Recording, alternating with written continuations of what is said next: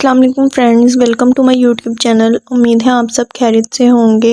Video start کرنے سے پہلے آپ ہمارے یوٹیوب چینل کو سبسکرائب کر دیں اور بیل آئیکن کو آل پہ سیٹ کر دیں تاکہ ہماری ہر نئی آنے والی ویڈیو آپ تک پہنچ جائے۔ عالم وحشت میں از قلم رائنا صدیقی۔ واو، کتنا خوبصورت ہے سب کچھ۔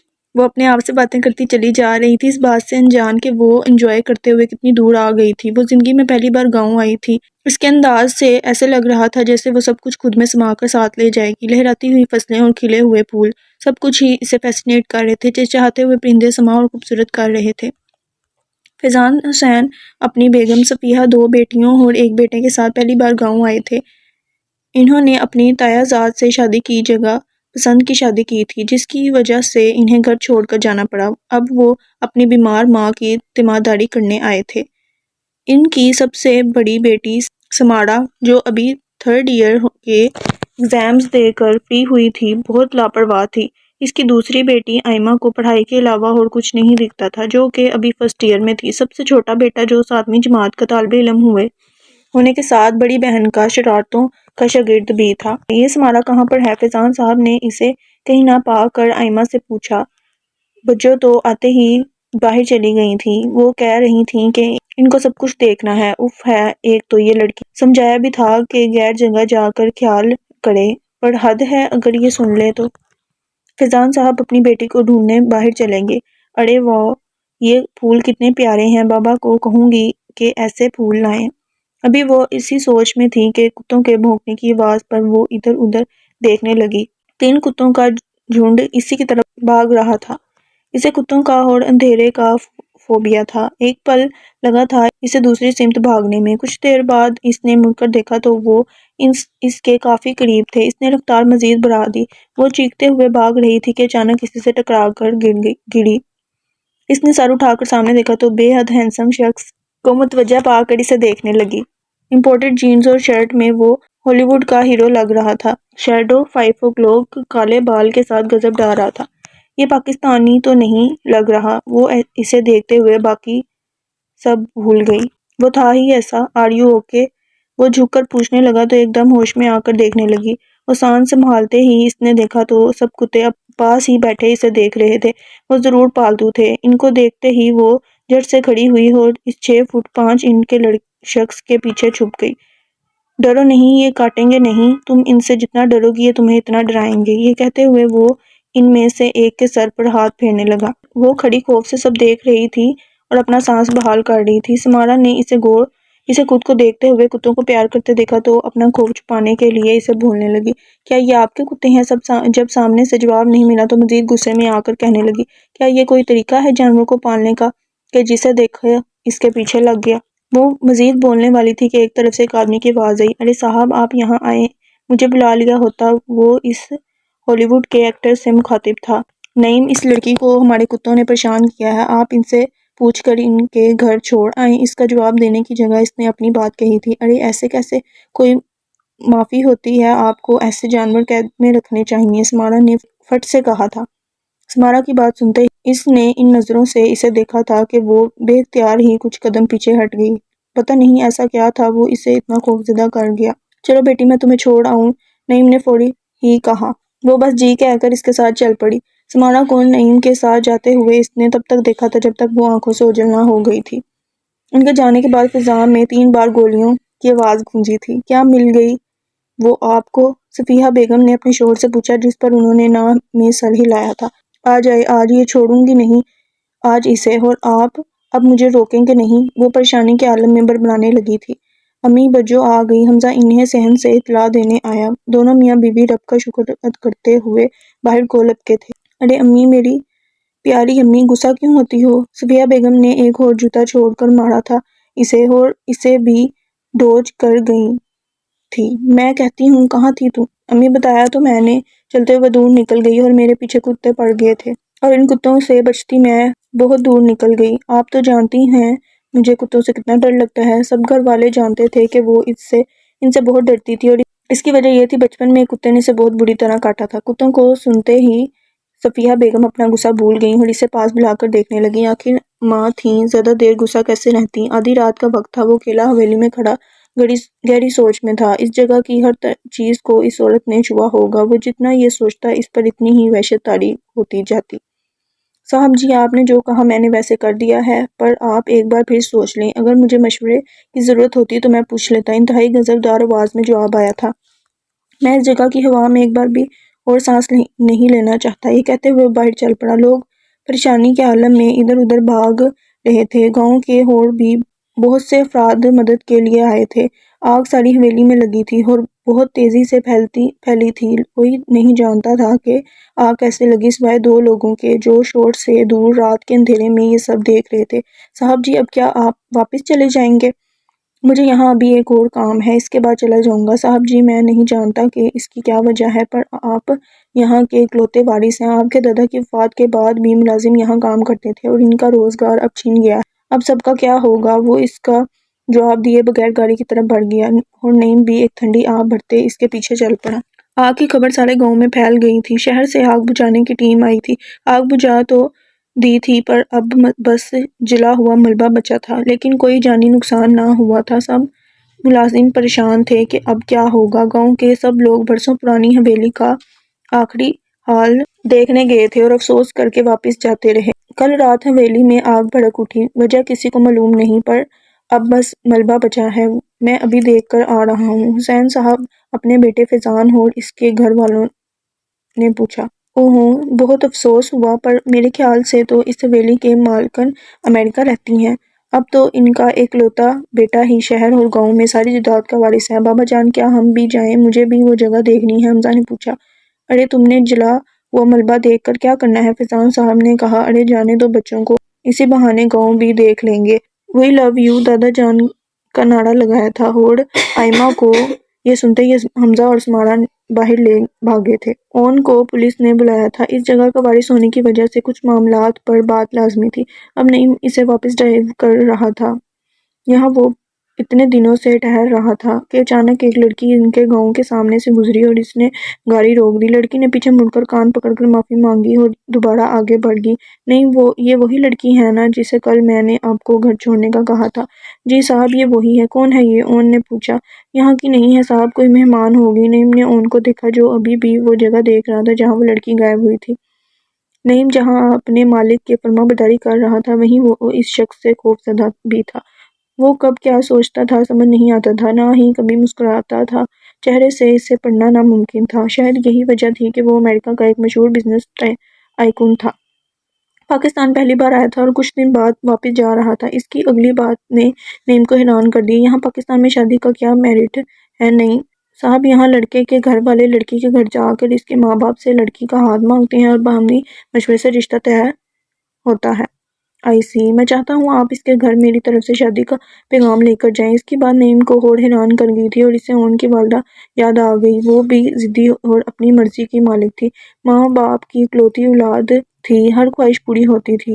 یہاں پہ نا انہوں نے ورڈنگ تھوڑی سی اوپر نیچے کی ہوئی ہے، تو ہم نا سیدھا کر کے پڑھ لیتے ہیں کہ ان کے ماں باپ نے امریکہ پڑھنے کے لیے بھیجا۔ وہاں ایک اٹیلین لڑکی سے انہیں محبت ہوگی اور اس سے شادی ہوگی۔ وہ ایک وجیہ اور خاندانی امیر شخص، ان کی خواہش کے مطابق نعیم اس شام حسین صاحب کے گھر پہنچ گیا تھا۔ ارے نعیم، تم یہاں کیسے؟ حسین صاحب نے دیکھتے ہی پوچھا۔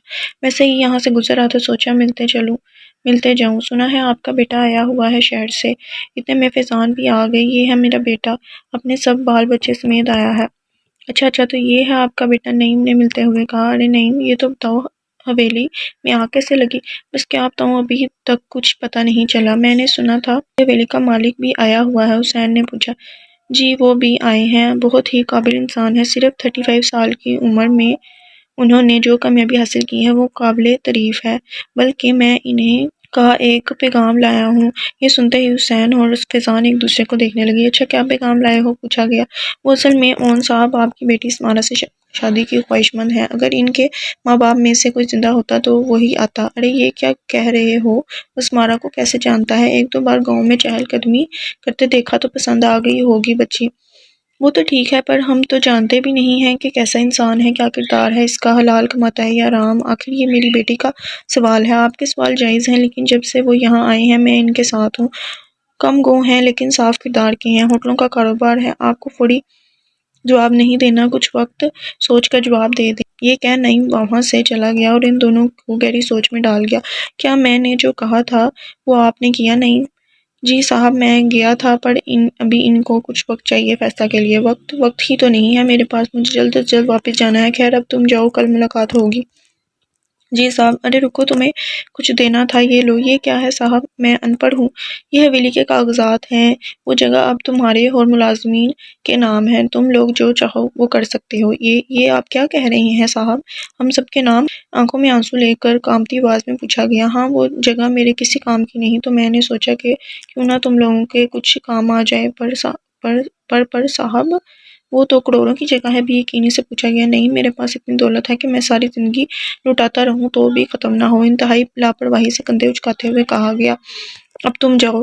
نعیم کو تو اپنی قسمت پر یقین نہیں آ رہا تھا، کوئی اتنا سخی آج کل کے زمانے میں کیسے ہو سکتا ہے؟ یہی سوچتا ہوا وہ وہاں سے چلا گیا۔ نعیم اگلے دن واپس فیضان صاحب سے ملنے گئے تھے۔ ارے نہیں، میں نے تو ابھی اس بات میں تفصیل سے نہیں سوچا۔ ارے میں کہتا ہوں سوچنے میں وقت مت ضائع کریں، وہ تو بہت سخی انسان ہے۔ دیکھیں، اس نے حویلی کی زمین ہم سب ملازمین کے نام کر دی ہے۔ ارے جسے غیر کی کتنی فکر ہے، وہ اپنی بیوی کا کتنا خیال رکھے گا۔ راج کرے گی آپ کی بیٹی، راج۔ یہ کیا کہہ رہے ہو؟ جلے تو نہیں ہوگے؟ ذرا دیکھ فیضان، کیا یہ سچ کہہ رہا ہے؟ فیضان صاحب نے کاغذات دیکھ کر باپ سے کہا، یہ سچ کہہ رہا ہے، مگر وہ ایسے کروڑوں تم سب کو کیوں دے گا؟ ارے فرشتے ہیں وہ، فرشتے، رب اسے ہمیشہ خوش رکھے، قسمت والی ہے تمہاری بیٹی۔ نہیں، ان کو دعائیں دیتا وہاں سے چلا گیا۔ ارے فیضان، پتہ تو کرو اس اون کے بارے میں اگر یہ واقعی ہی ایسے ہے تو ہمیں اس بارے میں سنجیدگی سے سوچنا چاہیے۔ جی ابا جی، اب تو واقعی پتہ کرنا ہوگا۔ حمزہ کو بلوا کر انٹرنیٹ سے جتنی ہو سکے اتنی معلومات اکٹھی کی گئی تھی۔ اس کی عمر 35 سال تھی۔ باپ کے بزنس کو اس نے کم عمری میں سنبھالا تھا اور نامی ہوٹل چین تھی پیراڈائز، اب انٹرنیشنل لیول پہ۔ باپ بچپن میں ہی ایک حادثے میں گزر گیا تھا اور ماں بھی 15 سال پہلے اچانک چل بسی۔ وہ اپنے بزنس کے علاوہ بہت بڑی رقم میں چیریٹی کرنے کی وجہ سے بھی مشہور تھا۔ ہر جگہ پر اس کی تعریفوں نے فیضان صاحب کو متاثر کیا اور صفیہ بیگم سے مشورے کے بعد نعیم کو فون کر کے شام کو اونا کو آنے کی دعوت دے دی گئی۔ بجو میری جائے گی پیا گھر، بجو میری۔ حمزہ سمارا کے گرد چکر لگاتے گنگنا رہا تھا۔ ارے کیا ہو گیا؟ کیا اول فول کہہ رہے ہو؟ تنگ آ کر پوچھا گیا۔ بابا جان آپ کی شادی کرنے والے ہیں، کل بلایا ہے آپ کے ہونے والے شوہر کو۔ سمارا جو سوئی ہوئی دادی کی ٹانگیں دبانے میں مصروف تھی، فوری اٹھ کھڑی ہوئی۔ یہ تم کیا کہہ رہے ہو اور کیوں کہہ رہے ہو؟ بس امی ابا اور دادا جان کی باتیں سن کر آیا ہوں، اور پتہ ہے آپ اس کی معلومات بھی کر چکا ہوں۔ ہیں؟ کون ہے؟ کہاں سے ہے؟ کیسا ہے؟ بتاؤ مجھے۔ یہ تو آپ کو کل پتہ لگ جائے گا، کہتے ہوئے حمزہ کمرے سے باہر بھاگا اور سمارا بھی اسے رکنے کا کہتے ہوئے پیچھے بھاگی۔ سمارا کی رات آنکھوں میں کٹی تھی، امی بابا سمیت کوئی اسے کچھ بتانے کو تیار نہ تھا۔ کون ہے وہ؟ کیا یہیں کا ہے؟ میں یہاں کیسے رہ پاؤں گی؟ کیا ہوگا کل؟ یہی سب سوچتے ہوئے رات گزر گئی۔ صبح کا نکھرا ہوا اجالا ہونے لگا تھا اور اسی کے ساتھ اس کی زندگی کا ایک نیا باب شروع ہونے والا تھا۔ شام ہو چکی تھی، گھر میں سب نعیم اور مرزا کا انتظار کر رہے تھے۔ سمارا، آئمہ کو اور حمزہ بھی چھپ چھپ کر اس کی راہ دیکھ رہے تھے۔ اون اور نعیم اس چھوٹے سے گھر کے سامنے پہنچ چکے تھے۔ گھر میں داخل ہوتے ہی سب کا دھیان ان کی طرف خود بخود ہوا تھا۔ اس کی پرسنالٹی کچھ ایسی تھی، جہاں جاتا تھا لوگ اس کی طرف متوجہ ہوئے بغیر نہ رہتے تھے۔ السلام علیکم، اون نے بلند آواز میں سب سے سلام لیا تھا۔ ارے آؤ آؤ بیٹے، فیضان صاحب نے آگے بڑھ کر اسے گلے لگایا تھا اور پھر اسے لے کر ایک کمرے میں بڑھ گئے۔ حسین صاحب اور صفیہ بھی ساتھ تھی۔ میسمرائزنگ، واو! آئمہ کے منہ سے اون کو دیکھ کر بے اختیار نکلا۔ سمارا نے آئمہ کی طرف دیکھا جو ابھی بھی منہ کھولے اون کو دیکھ رہی تھی۔ سمارا نے غصے سے اسے چٹکی کاٹ کر ہوش دلایا تھا۔ آؤچ! سوری بجو، آپ تو جیلس بھی ہونے لگی۔ چپ کر اور منہ بند کر، سیلاب لائے گی کیا؟ سمارا کی طرف سے بڑی بہن ہونے کا فرض ادا کیا گیا۔ ہی کرتے ہوئے آئمہ نے اپنے منہ سے ٹپکتی لال کو صاف کیا تھا۔ وہ تینوں چھپ کر اون کو دیکھ رہے تھے جو اب کمرے کی طرف بڑھ گیا تھا۔ یہ تو وہی ہے جس سے میں اس دن ٹکرائی تھی۔ کیا بابا اس سے میری شادی کرنا چاہتے ہیں؟ سمارا کے دل میں تو لڈو پھوٹ رہے تھے۔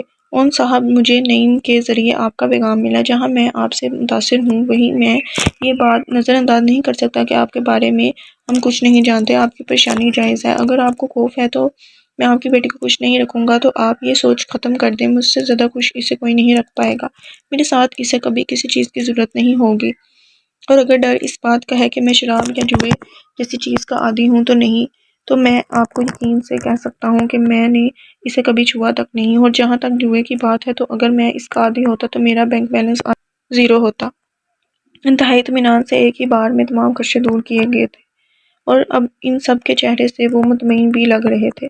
وہ لاکھوں ڈالرز کو ڈیل کرنے والے کے لیے ان سادہ لوگوں کو مطمئن کرنا بہت آسان تھا۔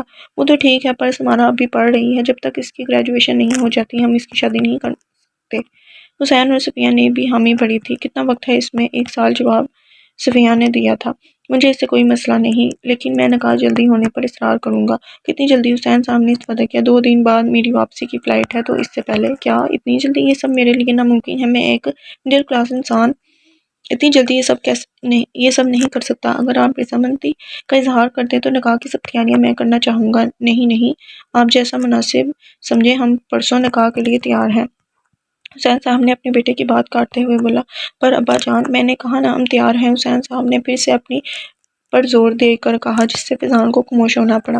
20 سال کی ریاضت کے بعد انہیں اپنے ماں باپ کا ساتھ دوبارہ ملا تھا۔ فیضان صاحب کو ان کی والدین اتنے عرصے بعد ملے تھے، وہ اب انہیں کھونا نہیں چاہتے تھے، اس لیے خاموشی اختیار کرنا ہی بہتر جانا۔ صفیہ نے سمارا کو چائے بنانے کا کہا تھا، اور اب وہ سب کے لیے چائے بنا رہی تھی۔ آئمہ بھی ساتھ تھی۔ اس نے سمارا کو ایک کپ میں نمک ملاتے دیکھا تو فوراً بولی، ارے بجو، یہ کیا کر رہی ہیں؟ چائے بنا رہی ہوں۔ سمارا نے بھی دنیا جہاں کی معصومیت چہرے پر سجاتے ہوئے کہا، مگر چھوڑو، راستہ دو مجھے۔ وہ آئمہ کو راستے سے ہٹاتی چائے کی ٹرے لے کر آگے بڑھ گئی۔ سمارا نے کمرے میں داخل ہوتے ہی سب سے سلام لیا اور ان کو نظریں بچا کر دیکھنے لگی، اور ساتھ میں سب کو چائے پیش کرنے لگی۔ نمک والا کپ ان کے سامنے رکھ کر خود ایک طرف کھڑی ہو گئی۔ جیسے ہی انہوں نے نمک والی چائے کا ایک گھونٹ بڑھا، اس کا حلق نمک سے کروا ہو گیا، جبکہ سمارا کھڑی دل میں خود کو داد دینے لگی۔ ان نے اپنی نظریں گھما کر تب سے پہلی بار سمارا کو دیکھا۔ اس کی نظروں میں موجود غصہ دیکھ کر سمارا کی ساری خوشی ہوا ہو گئی تھی۔ اس نے خود کو قابو میں رکھنے کے لیے اپنی مٹھی کو زور سے بند کر رکھا تھا۔ اس کی نظریں صاف طور پر سمارا کو ایسے حرکت دہرانے سے منع کر رہی تھیں۔ جب سمارا مزید اس کی نظروں کی تاب نہ لا سکی تو نیچے دیکھنے لگی اور شرمندہ سی باہر نکل گئی۔ ان نے فیضان صاحب کے ساتھ جب سب کچھ طے کر لیا تو نیم کے ساتھ واپس آ گیا۔ اسے سمارا کی حرکت پر غصہ تو بہت آیا تھا، مگر برداشت کر گیا۔ اگر اس نے یہ حرکت شادی کے بعد کی ہوتی تو وہ اسے اس کی سزا دیتا کہ وہ پھر ایسا کرنے کی سوچتے بھی کانپ اٹھتی۔ ممی پلیز مت کریں، مجھے بہت درد ہو رہا ہے۔ 5 سال کا بچہ شدت سے روتے ہوئے اپنی ماں سے التجا کر رہا تھا، جبکہ اس کی ماں اپنی ہی دھن میں کھوئی اس بچے کے بازو پر چھری سے کچھ لکھ رہی تھی۔ ممی پلیز بس کریں، وہ زاروں قطار روتا اپنے چھوٹے سے دوسرے ہاتھ سے آنسو صاف کر کے پھر سے جلدی سے وہ ہاتھ اپنی کمر کے پیچھے چھپا لیتا کہ کہیں اس کی ماں وہ ہاتھ بھی نہ پکڑ لے۔ But mummy loves you, don't you love mama? Yes I love you mummy, بچے کی طرف سے روتے ہوئے کہا گیا۔ تو پھر ماما کو کیسے پتہ لگے گا کہ تم اس سے پیار کرتے ہو؟ اس کے درد، آنسو اور کلائی سے بہتے خون سے لاپرواہ وہ پھر سے اپنے کام میں لگ گئی۔ وہ 2 دن کیسے گزر گئے اور نکاح کا وقت بھی آ گیا، کسی کو پتہ بھی نہ لگا۔ ان نے اپنے وعدے کے مطابق ہر چیز کا انتظام کیا تھا۔ سمارا کے لیے خوبصورت جوڑے کا انتخاب اس نے خود کیا تھا۔ دادی کے کمرے میں سمارا کا نقاب پڑھایا گیا تھا اور مبارک کے بعد سب مہمانوں کی توجہ کی گئی۔ سمارا جہاں باقی سب کے ساتھ اپنی قسمت پر رشک کر رہی تھی، وہیں ایک انجان خوف اس کے دل میں گھر کر بیٹھا تھا۔ صفیہ بیگم تو خوشی سے پھولے نہ سما رہی تھی، اس کے بابا اور باقی سب بھی تو بہت خوش تھے۔ کسی نے نہ سوچا تھا کہ اس کی قسمت اتنی تیز نکلے گی، شاید وہ فضول ہی خدشے پال رہی تھیں۔ اس نے ذہن سے اپنے خیالات جھڑکے اور خود بھی ان کے ساتھ خوش ہونے لگی۔ اگلے دن اون کی واپسی تھی، سب گھر والوں کے ساتھ وہ بھی آئی تھی لاہور ایئرپورٹ۔ جب اس کی فلائٹ کا وقت آیا تو وہ سب سے مل کر ٹرمینل کی طرف بڑھ گیا۔ صرف سمارا سے ہی تو نہیں ملا تھا۔ ارے یہ کیا بات ہوئی، سب سے ملا، مجھ سے نہیں؟ ہاں میں لگتی کون ہوں؟ موصوف کی ہاتھ سے آنکھیں رگڑتے ہوئے وہ خود سے ہم کلام تھی۔ اپنے دل کو بہلاتے ہوئے گاڑی میں باقی سب سے پہلے آ بیٹھی۔ نعیم بھی پیچھے چلا آیا۔ بی بی جی، یہ صاحب نے مجھے آپ کو دینے کو کہا ہے۔ وہ سرخ رنگ کے ایک ڈبیا اس کی طرف بڑھا رہا تھا۔ سمارا نے جب اسے کھولا تو اندر ایک خوبصورت قیمتی گھڑی تھی، ساتھ میں ایک کارڈ بھی تھا جس میں خوبصورت لکھائی میں ویٹ فار می لکھا تھا۔ اس نے وہ گھڑی فوراً نکال کر پہن لی۔ ایک ہی لمحے میں وہ گھڑی اس کے لیے اتنی اہم ہو گئی تھی اور باقی سب بھول گئی تھی، اور پتہ بھی نہ چلا اسے کہ وہ اون کا انتظار تو تبھی سے کرنے لگی تھی جب وہ اس کی نظروں سے اوجھل ہوا۔ اون جب سیٹل ایئرپورٹ پر پہنچا تو اپنا سامان لے کر باہر کی طرف بڑھنے لگا۔ اسے یقین نہیں آ رہا تھا کہ وہ شادی کر چکا ہے۔ پہلی ہی نظر میں وہ اسے بہت پیاری لگی تھی۔ کالے گھنے بال، نیلی آنکھیں جنہیں دیکھتے ہی وہ اس کا اسیر ہو گیا تھا۔ قد میں وہ بس 5 فٹ تھی، لیکن اس کی خوبصورتی یہ کمی پوری کر دیتی تھی۔ ان کو امید تھی کہ کوئی اسے لینے آیا ہوگا۔ وہ کوئی جانا پہچانا جگہ ڈھونڈ رہا تھا جب وہ ایک آواز سے چونک کر اس کی طرف بڑھا۔ Hi Christopher, what are you doing here? اس نے آگے بڑھ کر اس سے پوچھا۔ میں تمہیں پک کرنے آیا۔ ڈیئگو، کیوں؟ اور کہاں ہے وہ؟ کیوں نہیں آیا؟ اصل میں مجھے تم سے کام ہے، اس لیے تم سے ملنا تھا تو سوچا تمہیں پک کر لوں۔ کیا کام ہے؟ انہوں نے باہر جاتے ہوئے پوچھا۔ اصل میں جو نیا ہوٹل ہے اس میں کیٹرنگ سروس کا کچھ مسئلہ ہے اور ان کا کہنا ہے وہ تم سے ہی مل کر حل ہوگا۔ اگر ایسے چھوٹے مسئلے بھی مجھے حل کرنے ہیں تو تم لوگوں کی کیا ضرورت ہے مجھے؟ اصل میں ہوا کچھ ایسا تھا کہ اس کمپنی کی سی ای او ایک خوبصورت لڑکی ہے اور اسے امپریس کرنے کے چکر میں نے یہ کہہ دیا کہ تم میرے بہت اچھے دوست ہو، تو اس لڑکی نے اب ضد ہی پکڑ لی ہے کہ تم اس سے ملو۔ ان کے اٹھتے ہوئے قدم ایک دم رک گئے اور وہ کرسٹوفر کو دیکھ کر کہنے لگا، میں نے تمہیں کتنی بار کہا ہے کہ ہم دوست نہیں ہیں، تم صرف میرے کلیگ ہو، سمجھے؟ اوکے باس، پر اس سے مل لو۔ I am sure you will like her. I am married Christopher. What? When? Why? To home? بس کل ہی؟ کیا مطلب بس کل ہی؟ مطلب تمہیں وقت پر پتہ لگے گا اور اس بارے میں کسی سے بات نہیں کرو گے تم، ورنہ یہ میڈیا فضول میں پیچھے پڑ جاتی ہے۔ اور ہاں، یہ کیٹرنگ والا مسئلہ سنبھالو ورنہ اپنے لیے کوئی نئی جاب ڈھونڈ لو۔ یہ کہتے ہوئے وہ گاڑی میں بیٹھ گیا۔ فیضان سب کچھ اور دن گاؤں میں رہ کر اب واپس فیصل آباد آ گئے تھے۔ اسمارا کو لگا تھا کہ اون اس کو امریکہ جا کر کال کرے گا، مگر ایسا نہیں ہوا تو وہ بہت اداس رہتی تھی۔ اس نے کبھی نہ سوچا تھا کہ وہ کسی کو اتنا چاہ سکتی ہے۔ اللہ نے واقعی بہت طاقت رکھی ہے نکاح کے 2 بول میں۔